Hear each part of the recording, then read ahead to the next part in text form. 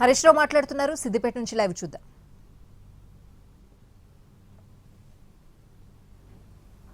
బాధాకరమైనటువంటి విషయం, ముగ్గురు చిన్నారులు చనిపోయినారు. అత్యాచారానికి గురైన అమ్మాయితో పాటు ఇద్దరు చెల్లెళ్ళని చంపాడు.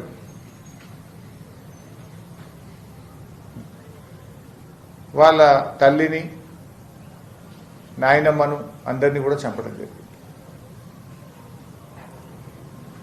ఇంత తీవ్రమైన సంఘటన జరిగితే రాష్ట్ర ప్రభుత్వానికి కనీసం చీమగుట్టినట్లేదు రేవంత్ రెడ్డికి. ఇంకా బాధ కలిగేది ఏంటంటే ఆ కుటుంబంలో ఒక అమ్మాయి మిగిలిపోయింది.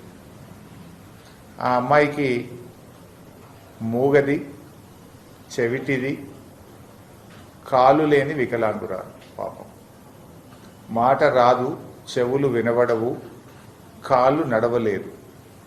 పూర్తిగా కుటుంబ సభ్యుల మీద ఆధారపడ్డ ఒకే ఒక్క అమ్మాయి మిగిలిపోయింది.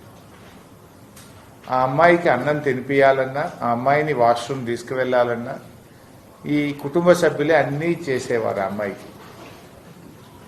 ఇప్పుడు ఆ అమ్మాయి పరిస్థితి ఏంటి?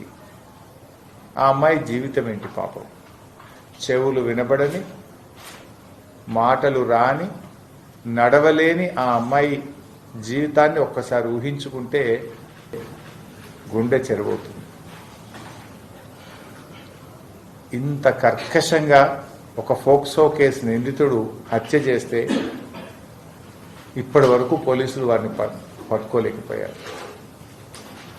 ఆనాడు అత్యాచారం చేసిన తర్వాత కూడా పోలీసులు పట్టుకోకుండా నిందితుడికి